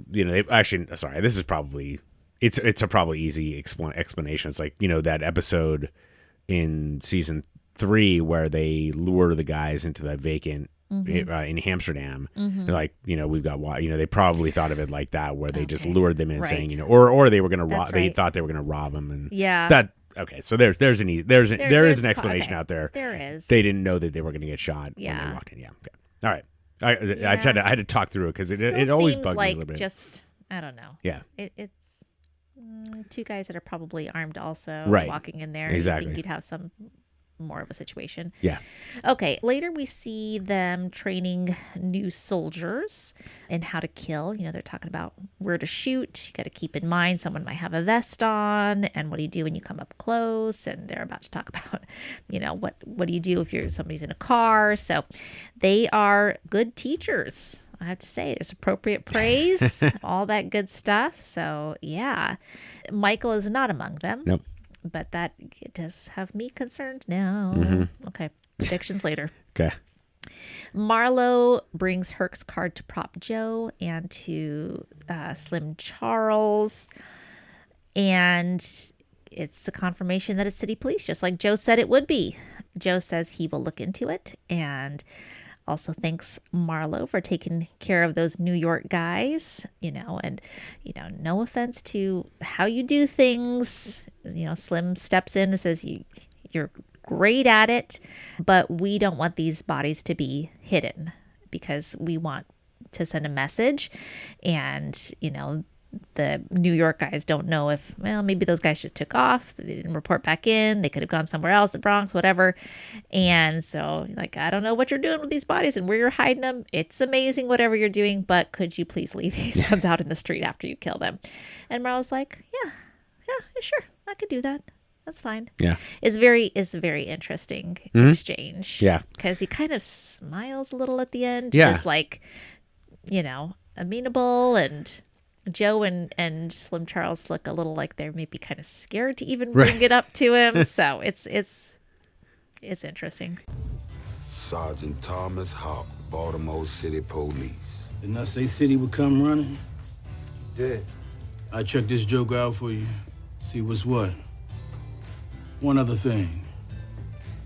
You doing okay running them New York niggas off the east side. I know that. But this thing you got with disappearing the bodies. My man saying if you just vanish in the bodies like that, it do kind of defeats its own purpose. And niggas don't know if they went back to the Bronx or whatever. You feel me? Of course. I tell my people. Ain't no disrespect to your professionalism or nothing. We all impressed as how you lose motherfuckers like that. We just trying to send a message to these New York people in full effect. You know what I'm saying? I'll get back to you on this. Yeah, I was. What was your read on Marlo's smile? Because I don't think that we'd ever really seen him smile before. No, I don't know. I guess he's just feeling like maybe that this, being part of the co-op was a wise idea after all, and seeing that Prop Joe was right and that Prop Joe was going to look into it for him, I think he feels comfortable. Yeah. Yeah. Maybe that's it. I don't know. I don't trust it. I didn't want it to go so far as to say it's almost like that praise from, almost like the Colvin's class to these corner boys. Yeah. Like, maybe Marlo has never really gotten a lot of praise in his life, so Right. it's something that's rare. True, And he really yeah. appreciates it. I don't know, but in any case, Yeah. but as you said, I don't trust it either. And of course, when Slim and Joe watch Marlo walk out, they just look at him like, yes, what, got to make sure that he doesn't turn around and just kill they're us, looking at like side eye looking. Yeah. Okay. But it's right. But I love Slim's like in full effect. Yeah. I just effect. He doesn't even say the T. Right, It's right. more like it's with a K. Yeah. Oh, so good. Okay. Let me see here. Now, Prop Joe calls the police. He's pretending. He's got all sorts of things that he does. So I think good. first he says he's a hand jerker. Is that what he says? Sydney hand jerker. Sydney hand jerker. And then he gets bumped to another place, and then it's like pepper and bay leaf. Bay leaf.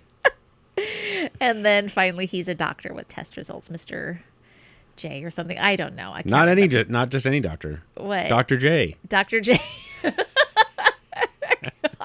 so funny. Yeah, and I mean, I love how he uses different voices, even though it's a different person. One. Yeah, even though it's a different person. Just absolutely one of the best scenes. So yeah. good. I loved it. It was so hilarious. I could have watched that a few times.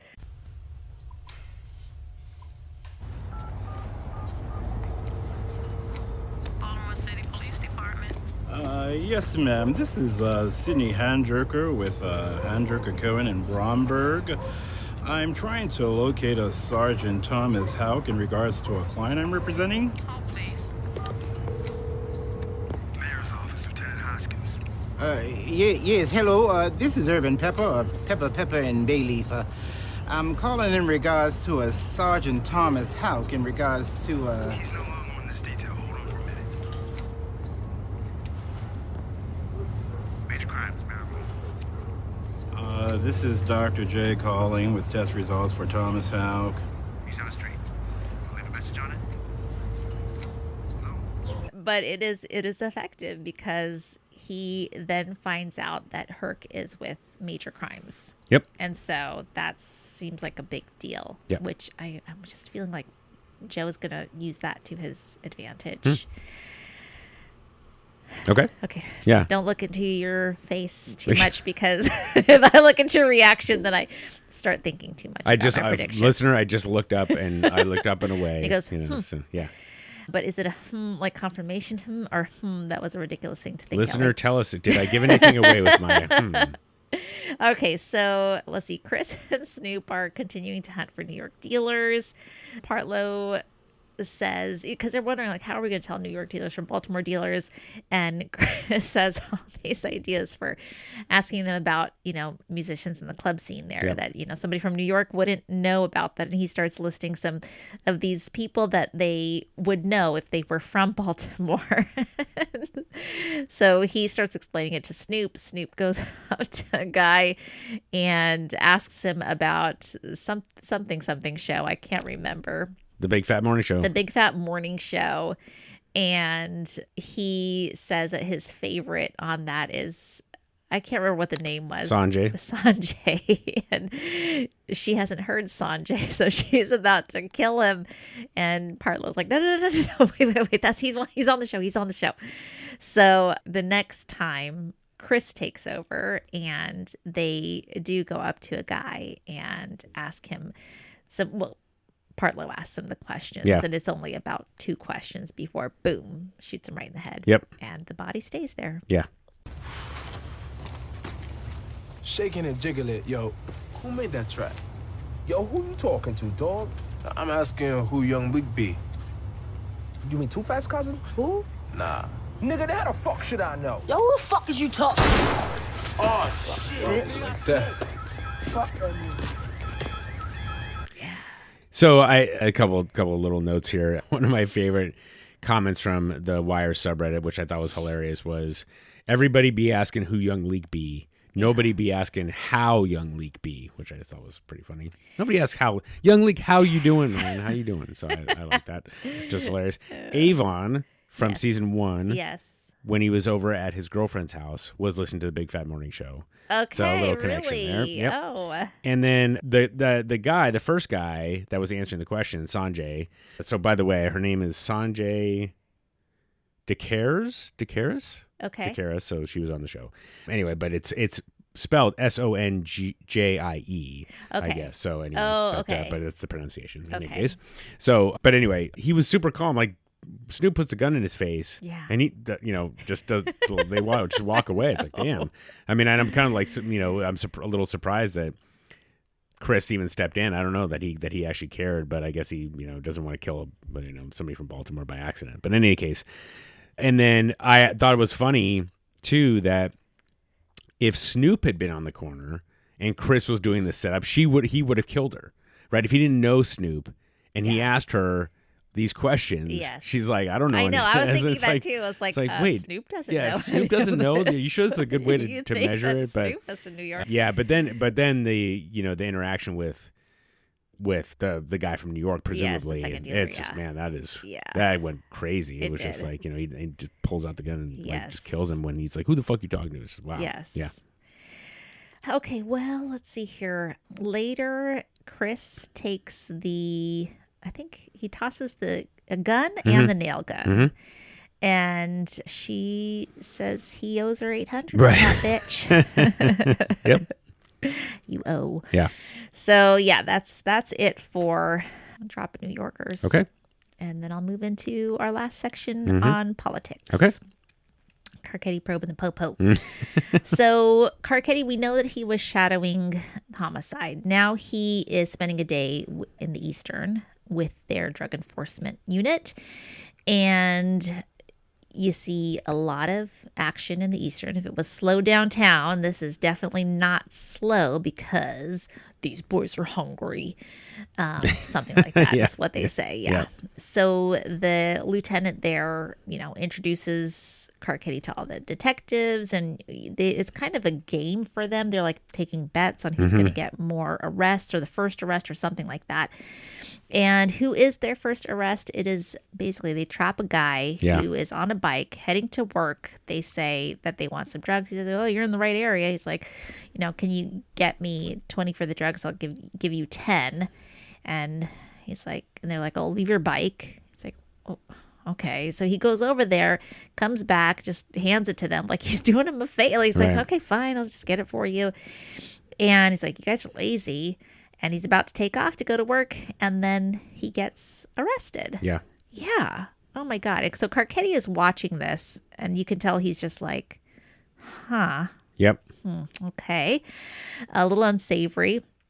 And then he's with another squad later who arrest a young-looking guy for possession. And this guy, they are trying to get to tell him where the stash is. And he's like, I don't know what I don't know where the stash is. These are my drugs. I'm using them. Look at my eyes. I am high. And then instead they arrest him too. And the whole time the lieutenant is just kind of like, yeah, look at us. Look at my guys. This is what we do.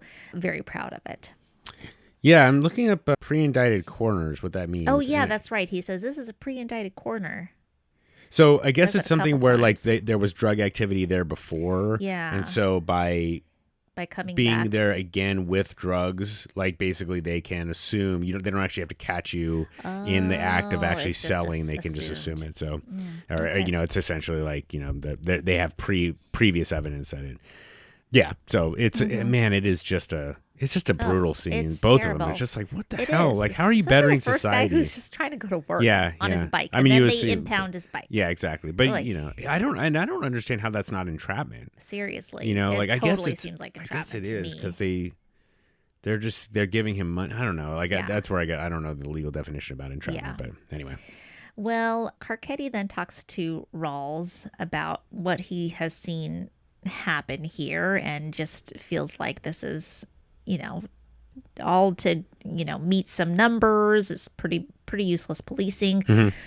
Rawls says, look, I agree with you wholeheartedly, but I'm a guy who follows orders. This stuff comes from Royce, the pressure. And, I'm no more racist than you are, but this affirmative action hiring quota thing is making some people be advanced into positions before they are ready for them. And that is, then they don't have the leadership skills they need. And then we have to follow up that that's effective with the numbers. And so we're chasing numbers instead of training police. And, you know, he is basically given the idea that he's really into targeting major dealers, looking at the high up levels of crime here. But he's a chain of command guy, which we know he's a chain of command guy, but that he would like to target major dealers is BS. You know, if we've been watching the series. Right. He says the department's putting a Band-Aid on cancer.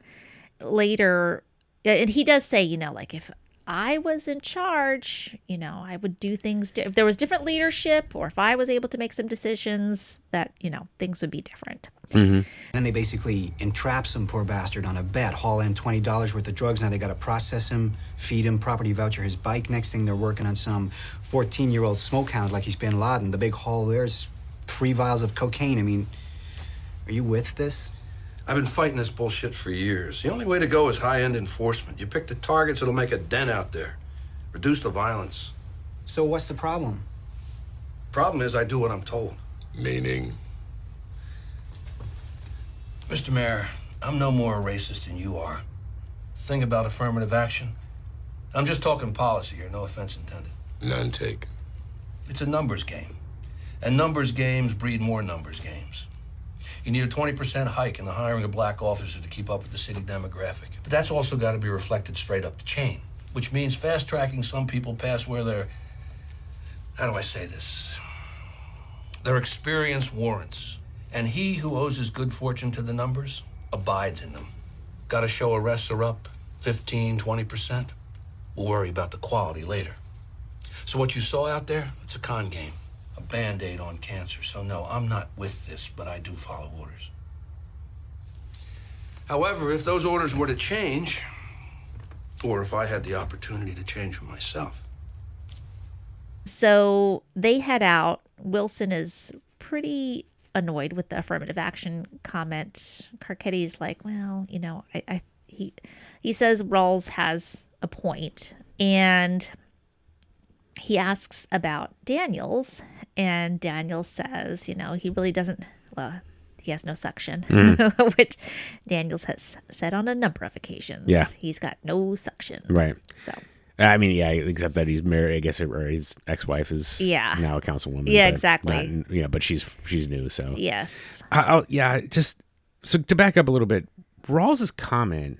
Yeah. So obviously, we know, as you said, if you've been watching the show at all, you know that he wants to focus on major cases and stuff, even though he knows exactly how to dismantle it almost instantly. Yes. So there's that. But it's such a weird comment to say, I'm no more a racist than you are, and then go into something that has absolutely nothing to do with race. Yes. Which means that you probably are racist. Yes. And actually, we know this because he used the hard R with the N-word in the very first episode of the series. So you know that he is probably racist. You are right. But it's such a weird thing. It's like you don't even have to bring race into it at all. You just be like, you know, people get promoted. Yep. They, you know, and as he said, they focus on, they are able to succeed based on playing the game. Yeah. And if he had essentially given the speech that Daniels gave from season 1, where it's like some people figure out how to play the game that is expected of them, and they rise, and ultimately that game no longer works at a certain level. Yeah. If he had just said that, he could have gone that whole way without bringing race into it, but he did, which is just a tell. Yep. It's so weird. It is. So anyway, I mean, it's not weird in the sense it feels very consistent with his behavior. Yes. But it is like, man, think about what you're saying a little bit. I know. And So- the no offense to Yeah, Wilson. exactly. Like, Wilson was very offended. Right, exactly. Yeah. That did not work. Yep. Okay, well, Perlman goes to visit Daniels in the Western, and she comes in. He's on the phone. Who's he on the phone with? Carcetti. Daniel says, okay, well, that's our mayor-to-be, and he wants my take on what's going on with the police department. And he asks Rhonda, you know, how honest and open should I be? You know, I could talk about tactics and strategy all day long, but if he wants me to talk about the, you know, Burrell and Rawls BS, then that could be bad. Yep. And she says, be honest, fire with both barrels.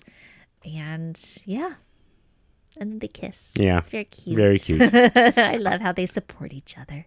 Problem with the bosses? One in particular. That was our mayor-to-be. Carcetti? Seriously? He wants to meet. You and him? Alone? He wants to talk about the police department. What works, what doesn't. You have the mayor's ear now. Look at you. Here's the thing. What do I say? What do you mean, what do you say? How honest should I be? I mean, it's one thing for me to talk tactical shit on enforcement strategies, but the shit that actually goes on, I start talking about that, I don't know if I can stop. Cedric, this is your chance. This is a career. And what if I take my shots at Burrell and Rawls and he decides not to clean house? What then? The new mayor calls you up, asks you for your take on things, and you don't want to be, what, in politic? Carcetti, I don't even know the man. If he's calling you, it's because guys like Burrell and Rawls are on the ropes. Maybe. I know there's a risk, but maybe I'd fire away both barrels. Yeah. I think the only thing I took away from the scene was I wonder if Rhonda, because she got promoted for essentially doing yes, what she what feels Freeman a little said. bit more like that's the right thing to do. Yeah, exactly. Yep. Yeah, you got it. Yep. Okay, Carcetti, Wilson, and Jerry meet with somebody from the Democratic Party, I'm guessing. Yep, you got it. And they're talking strategy. I don't see how this person offers anything interesting or new because they have an answer for everything that she says. Basically, you promised a 10% reduction in crime. You got to make good on that. And you got to build something downtown that can say brought to you by Carcetti and Baltimore citizens. Already there has been a lot that's been built downtown, everything that you need, a convention center, et cetera, et cetera, et cetera. This, she says, what about education? That's always a voter-friendly issue, but they say we can't touch education because, as we have seen, the Baltimore school system is not so good thanks to previous administrations, and they don't want to put their stamp on anything that's going on there. Exactly. And she just kind of reiterates what she said before, and you do that, and it looks like, I think she intimates that he could be governor after his term as mayor. That's kind of the whole purpose of this, is that she's like planting the seed of political ambition. Yeah, and keep your boyish good looks, by the way. Okay. Carcetti then meets with Daniels. I love this meeting. It's so good. He says, I was on some ride-alongs, and what do you think I saw? And Daniels says, I think you probably saw a waste of resources and talent. And Carcetti says Rawls blames the situation on Burrell's, need to get the numbers down. And Daniels makes clear that he, with just his expression. Yeah, exactly. Oh, really? Yeah. Is that what Rawls said? But he is a chain of command guy, too. He's not going to talk about his superiors. He does say, hey, at one time we did have a unit that was dealing with stuff like this, with major crimes, the stuff at the top, and says, maybe you should find out what happened to that. Carcetti offers Daniels the job of CID now that Forrester's passed. And Daniels says, if I do this under Rawls, is it just going to be the soldier who has to do the work? Or, basically, like, are you going to toe the line here? Yeah. Or am I going to have to just work under Rawls in a broken system? And Carcetti says that they'll find out. To, and holds out his hand, and it's done. He's going to be taking that position. Yep. So I'm excited. I'm excited about this. Okay. Later, Burrell comes into Rawls's office. He says, hey, I got some ideas here. We need a new approach with the stuff that Carcetti is bringing up. And Rawls cuts him off, even says he's been here to talk to me several times. And Burrell immediately has this look of knowing that washes over him. And he knows that Rawls is going to be making his move for Burrell's position. And that is says. Oh, he does say too, kind of like, we worked well together. We were a good team. It's like, yeah, we were a good team. Yeah. So. Yep. There you go. That's the end. Yeah, I really appreciate Frankie Faison's face when Rawls says we were. Yes. I feel like I didn't quite. It's not like I feel like he's not commiserating. He's like we were. He put like a little emphasis on the were. Yeah. And we're no longer a team. Yeah. So pretty interesting. So, but I also like how Burrell. He's no dummy either. So he picked up the political move right away. Oh, for sure. So just appreciate that. Yes. So yeah. I would like to see what Burrell thinks about Rawls's. These guys have been accelerated into their positions before they were ready. I don't think Burrell would quite agree with that. Well, the funny thing is that, I think that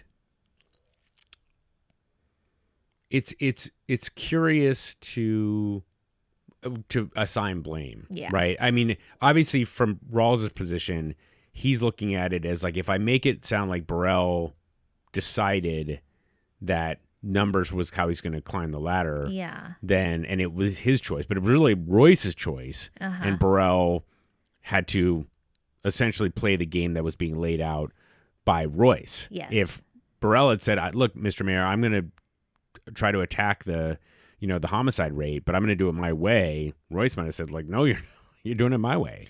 Right. And so, so anyway. True. So yeah, that comment from Rawls is just, it's, Burrell, if that bridge had any, strands left to it, it would have been gone after that. Oh, for sure. Okay, well, excellent job, Ellie, summarizing. Thanks. And so we'll get into some of our categories. Before we do, I did have to mention a couple of things. When Chris and Snoop are teaching the new soldiers, which, by the way, I forgot to mention, I think that's really interesting because you don't really, we had no idea how someone became a soldier for a drug organization. So it is curious to think about like how they do that. Yeah. And so you see that a little bit. Yeah, that was an interesting little insight to the game. And then but Chris is holding his gun. So he does two things that are just like absolutely no-nos when it comes to guns, which is, number one, he's got his finger on the trigger. Which you should never do unless you're intending to shoot. Okay. That's number one. Don't ever put your finger on the trigger. Yeah. Like if you're doing it properly, you have your finger straight on the guard. Okay. And so you can't but you wouldn't do that so you don't inadvertently fire. Right. And he points it directly at people, which you should not do. Right. Don't ever point, especially potential soldiers. Yes, that you don't exactly. Want to kill. Yes. This is a Ron Swanson from Parks and Rec. He said, never point a gun at somebody or at anything you don't intend to shoot. That includes your own face. So, anyway, Ron Swanson, great character. So, yes, Ron Swanson. Love him. Right. And then the woman that is in Andre's store when Bunk comes in the second time, her name is Dee Dee. She is played by Genevieve Hudson Price, Richard Price's daughter. She was in season 3, an episode of Hamsterdam, I think it was episode 8, where she buys the 8-ball. So that's where she starts her drug addiction, and now she is a prostitute working for, I didn't catch the guy's name. So, that's right. So, little interesting detail there. And Bunk gives her an appreciative look. Exactly. Like he likes those white girls, I'm telling you. She is beautiful, but, in any case. Yes, Bunk is, I feel like he's equal opportunity. Yeah. So, okay. So we'll get into some of the music. The Body of an American by the Pogues, as we talked about already. Yes. Thumperella by Funkadelic in Prop Joe's shop. That seems just what is it? The go-go, I think go-go style, which is something that Anwan Glover specializes in. Mm-hmm. Play some Charles. Bombs Over Baghdad by Outkast is playing when in Carcetti's Ride Along with the Police, which is interesting because they called it Baghdad when they were doing the news. The what was it, the terrorism briefing kind of thing. Won't Love You Back by Paula Campbell is when Bunk revisits Andre, and this is where he sees Dee Dee it's the first time. So when he visits, he'll face Andres with Holly, and then Where's the Love by Angela Johnson is when Bunk goes back to the corner store, which I don't know. I don't quite get the symbolism of either of those, but nevertheless. All right, that gets us to our killer cameos. Anybody that stands out to you? I really liked the guys that the Eastern pins, especially the first guy on the bicycle. Okay, those were mine as well. I actually like the Smoke Hound a little bit more, but I think you're right. The guy on the bike, his desperation and just like his whole he's got to do a lot of physical stuff too. Yeah, exactly. So yes, he's our winner. So I could not get his name. There's a bunch of people listed, but unfortunately in this episode there's like, corner boy and man and woman. It's not very helpful. So, but good job, you two. You did an excellent job. You. All right, that gets us to our Mr. Nugget's life lessons. Mr. Nugget. Anything you want to start off with? I do love that Prez just doesn't put pressure to make Michael talk, but lets him know that he's available. Yes. Or that something's available. Just putting that out there, I think is just, sometimes people just need some time. Yeah. If I can add to that, because I agree with you, is that I feel like if he had added something to say like, Michael, you're not alone. Yeah. If I'm here to help, or I don't want to see you like suffer alone. Something like, I would have worded it a little bit better. Yeah. Yeah. That way he just knows it's not about, like, even I feel like I guess I'll just speak personally, like knowing that somebody has support, is offering their support to you. Yes. In a very direct way, I feel like is meaningful, as opposed to like, oh, he's just being nice kind of thing, you know what I mean? So yes, I think so. Anyway, but I definitely feel it, and I think the way you picked up on this, which is great, is like people are generally are not very good about hiding their emotions, and so a lot of times if you just take a moment to see them, like just see them and what they're putting forward, kind of put down your own whatever's going on with your life real quick, and you catch something, you can see a lot, and you can break through a lot of barriers that way. Yeah. So, anyway, Prez did a good job with that. I agree with you. Thank you. Okay. Not that you need approval for from me. Agreeing with me. Right. All right. Well, continuing Chris's patronizes Ellie section of the story episode. Mansplainer. Yeah, exactly. No, going from least importance to most. Carcetti, if you finish the thing, make the next one is the coffee, right? Yes. Come on. Oh, yes. Totally agree. Totally agree. It just reminds me of the phrase, I'm paraphrasing. A society grows great when men make coffee that they will not drink. They themselves will not drink. So it's actually when men plant trees that they will not enjoy the shade of is the proper one. But I like the idea of like when men make coffee that they will not drink. So Calvin, at the very beginning of the episode. Yes. I just look like there's rarely only one way to solve a problem. You can solve a problem a couple of different ways. Agree. So make sure you understand the problem. Yes. And then, hey, you can't argue with the solution. The guy got the solution right. I think it too. It shows that he's pretty insightful and like watching body language. Exactly. And like there's so many other things that he's showing he has an intelligence for. Yeah. So, yeah. 100%. Okay, now we get into some of the ones that are a little bit more meaty. I like Darnell's perspective about let people make up what they owe. Don't let the mistake define other people for you. Yeah. Right. Okay. If they're, kind of look at the bigger picture. That's how Darnell was looking. It's like, if this guy's a good worker and then one day he comes up short, I'm going to see how he deals with it. I'm not simply going to go straight to the nuclear option. He wants to give him the opportunity to like make it up. And if he does, then what's the problem? And if he doesn't, or if he does it again, obviously then it's a whole separate thing. But if he doesn't, or he makes excuses, that's a whole separate thing. And then you have a different way of approaching it. But everybody was like going straight to the nuclear option because, it's almost like with Marimo and Herc. It's like he doesn't give Herc the opportunity to figure it out. It's just like, I'm just going to bury you because, anyway. So yeah, even though you're doing that just makes me so mad that Mary was just like, can't we do something? Yeah, exactly. Like yes. he did something. Right. Like, I still what the hell do you expect? That will be a mystery that I don't understand. It's like, why did Herc do that without talking to his lieutenant first? I don't understand it. Namond and Delonda. So Delonda's saying like that they owe you because of what they owe Weebay. And, we're in this interesting phase of the United States. I think this sounds crazy to go that far, but like where people are like, I'm an American citizen and I am owed certain things because I'm an American citizen. But no, the world doesn't owe you anything. It's and I think it's a little silly to think that like because you were born, if you're born on one foot on one side of the American border, American-Mexico border, or the other side, 1 foot of difference, and that's the difference between whether you have all these privileges or not. Now, you are protected. You have some natural rights that are protected by the United States Constitution, but that's as far as the government or, the United States owes you. So, don't try to carry that kind of, the world owes me something. Yeah. And DeLonde is, kind of perpetuating this well, because of your dad's behavior or, performance, you are owed something. It just that's not how the world works. So, and Namond is actually taking the right approach. He's like, I want to build this up myself. And DeLonde is not having any of it. So, because she feels like she's owed something. So, yep.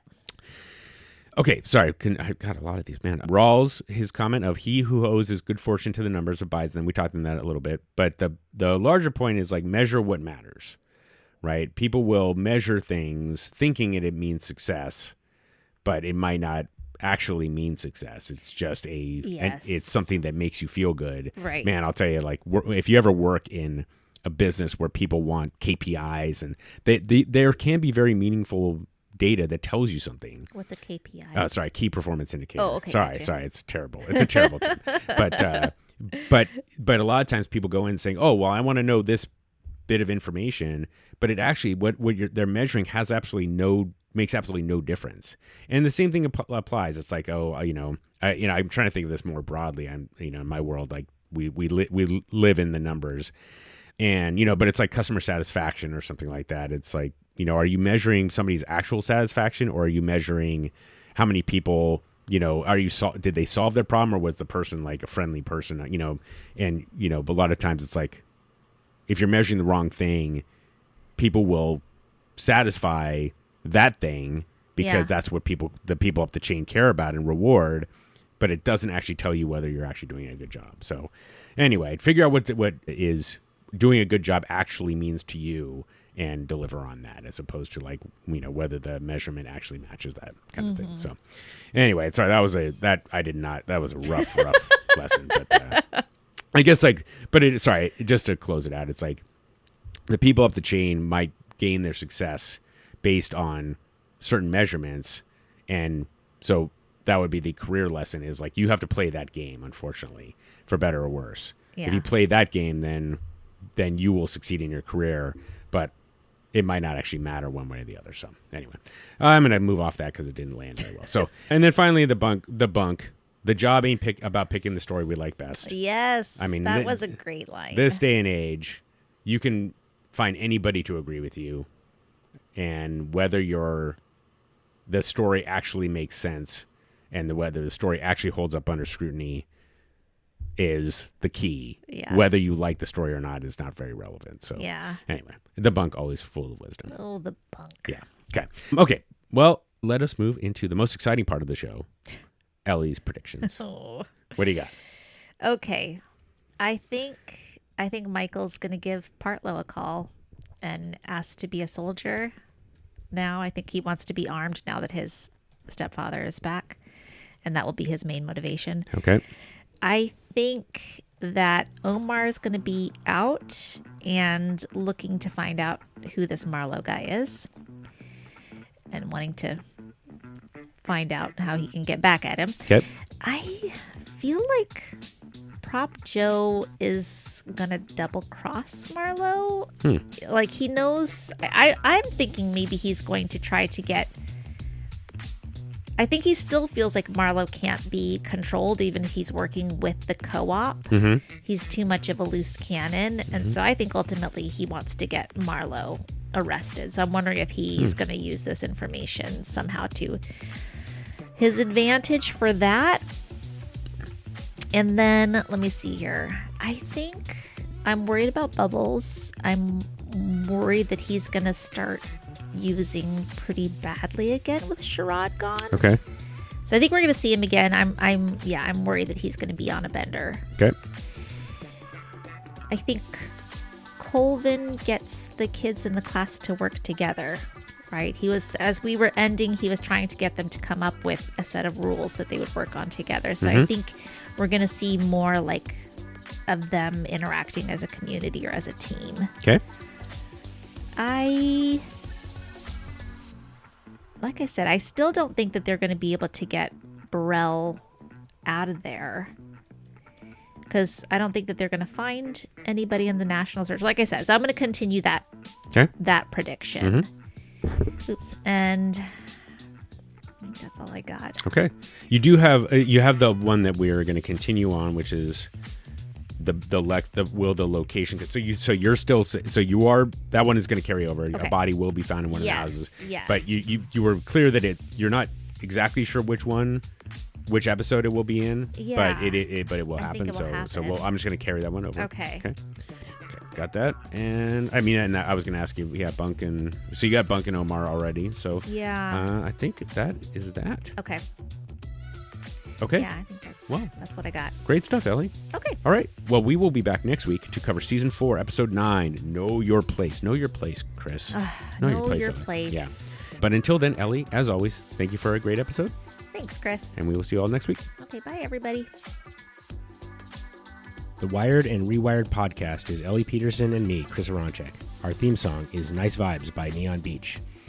Want to holler at us? You can email us at wiredandrewired@gmail.com or hit us on the burner at 240-488-0060 to leave us a voicemail. We're Wired and Rewired on all the socials. And of course, if you like the show, please give us a rating and review on iTunes, Spotify, or wherever you get your podcasts. It helps other Wire fans discover the show. And until next time... You finish your pot, you make the next one.